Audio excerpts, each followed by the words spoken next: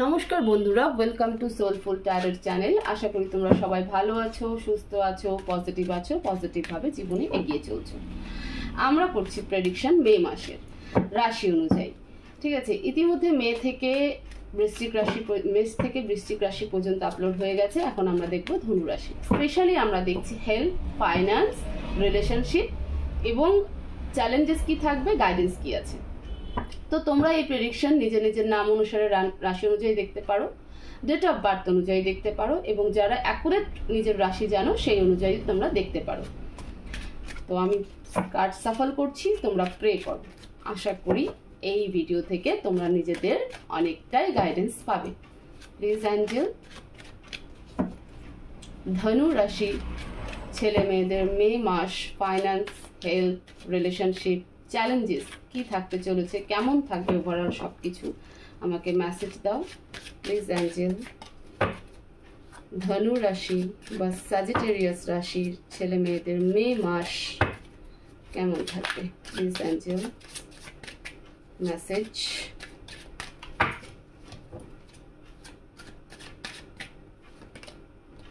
Four of Swords, Queen of Wands, Eight of Coins, Knight of Cups, Knight of Swords. Okay. Four of Swords के clarify करो. Four of Swords के clarify करो Angel, please. Seven of Swords, King of Wands. দেখো, প্রথমেই বলি financially তোমাদের পাস্টে কোনো তোমাদের বিশ্বস্ত কেউ তোমাদের বিশ্বাসঘাতকতা করেছে ফাইন্যান্সিয়ালি, ঠিক আছে। তো মেসেজ এটাই যে সেই পার্সন আবারও বা সেই সিচুয়েশন আবারও রিপিটেশনে তোমাদের লাইফে ক্রিয়েট হবে মে মাসে। কিন্তু তুমি যদি বুদ্ধি নিয়ে চলো তাহলে আর কেউ তোমাকে বিট্রে করতে পারবে না, স্পেশালি ফাইন্যান্সিয়ালি, ঠিক আছে, একদম ডেফিনেটলি।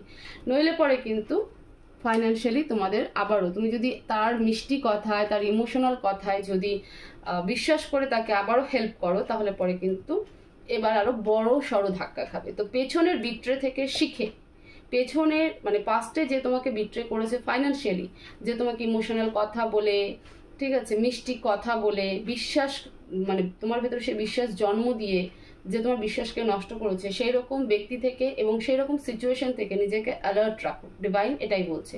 নইলে কিন্তু তুমি যদি আবারও কারো কথা শুনে বা সেই ব্যক্তিকে যদি আবারও বিশ্বাস করে কোনো রকম হেল্প করেছো, তাহলে এবার আরো বড় সড়ো ধাক্কা কিন্তু ফাইন্যান্সিয়ালি পাবে।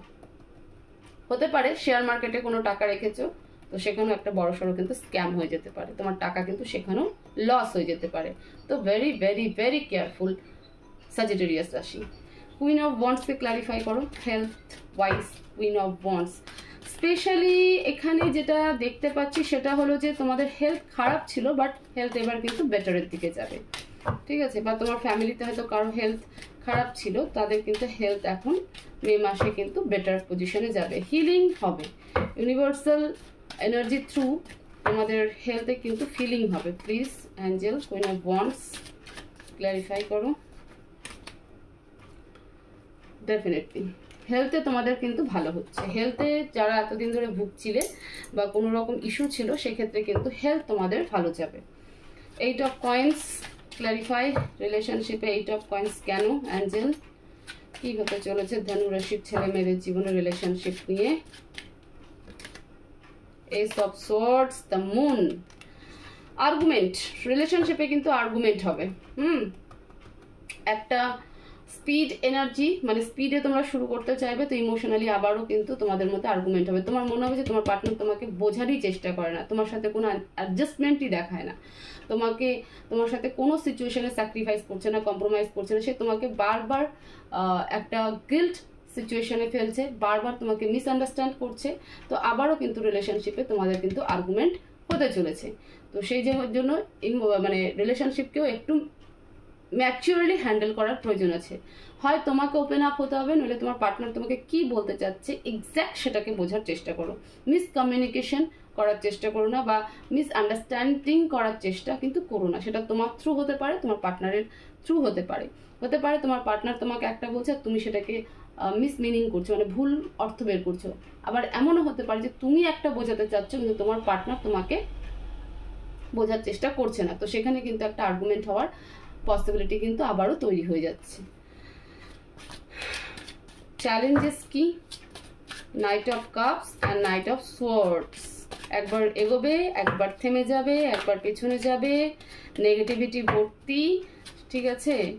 এটা তোমাদের কিন্তু মে মাসে চ্যালেঞ্জেস থাকবে। প্লিজ অ্যাঞ্জেল, চ্যালেঞ্জেস কি থাকবে স্যাজিটেরিয়াস রাশি? মেসেজ। আমি যেটা বলছিলাম, নতুন করে কোনো কিছু শুরু করতে তোমাদের দ্বিধাগ্রস্ত হবে এবং সেখানে বারবার তোমরা কিন্তু ফেলিওর হবে, এটাই তোমাদের চ্যালেঞ্জেস।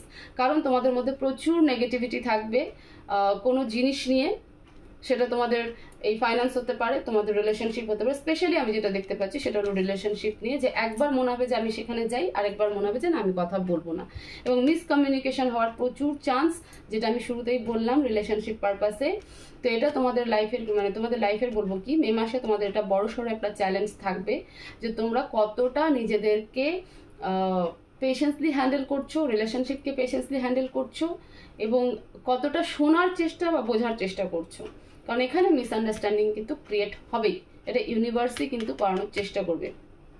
তোমার বোঝার ক্ষমতার একটা টেস্ট কিন্তু মে মাস ইউনিভার্স তোমার সাথে নেবে। তো এখন থেকে প্রিপেয়ার হও যে কেউ যদি সামনে থেকে কিছু বলে, সে তোমার হাজব্যান্ড, ওয়াইফ, তোমার মা, বাবা, বন্ধু বান্ধব, তোমার বস, তোমার কলিগ, যে যাই হোক, কি বলছে সেটাকে শান্ত হয়ে বোঝার চেষ্টা করো। আর যদি মনে হয় যে না আমি এগোবো তো এগো, আর যদি মনে হয় যে আমি এখন থেমে থাকবো তো থেমে থাকো। চ্যালেঞ্জেস কিন্তু এটাই, যে কারণ তুমি নিজে কনফ্লিক্ট সিচুয়েশনে পড়বে যে আমি যাবো কি যাবো না, এগোবো কি এগোবো না, কেন আমাকে এটা বললো, কেন আমাকে সেটা বললো, আমি তো এটা বলতে চাইনি, কেন সে ভুল বুঝলো। এই সমস্ত সিচুয়েশন কিন্তু, এই নেগেটিভিটি কিন্তু তোমার ভিতরে থাকবে। এটাই কিন্তু মে মাসে তোমাদের চ্যালেঞ্জেস বা অবস্টিকেলও বলতে পারো। গাইডেন্স দেখবো প্লিজ অ্যাঞ্জেল, স্যাজিটেরিয়াস রাশি বা ধনু রাশির ছেলে মেয়েদের জন্য গাইডেন্স কি? গাইডেন্স দাও।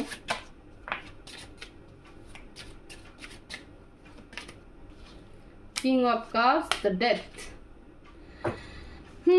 নতুন সাইকেলে নতুন সাইকেলে স্টার্ট করো, ঠিক আছে? নতুন সাইকেলে এন্ট্রি করো, মানে লাইফের একটা প্যাটার্নকে একদম শেষ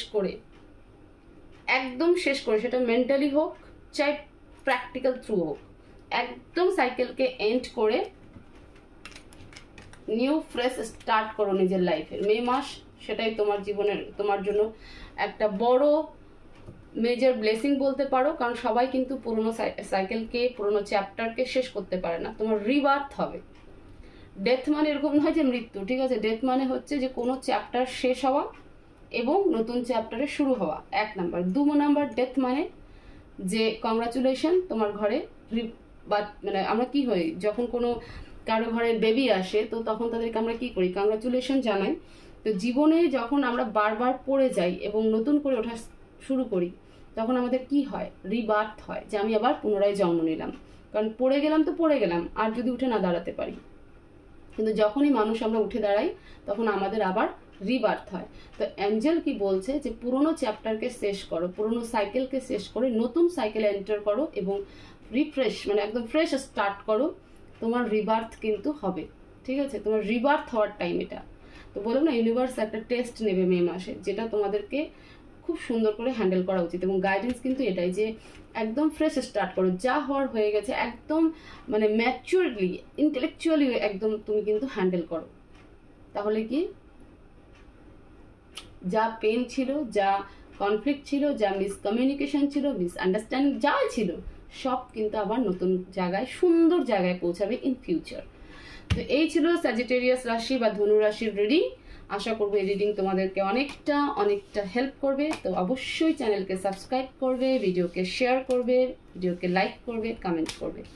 সবাই ভালো থাকবে, সুস্থ থাকবে, পজিটিভ থাকবে। দেখা হবে নেক্সট ভিডিওতে। Thank you so much.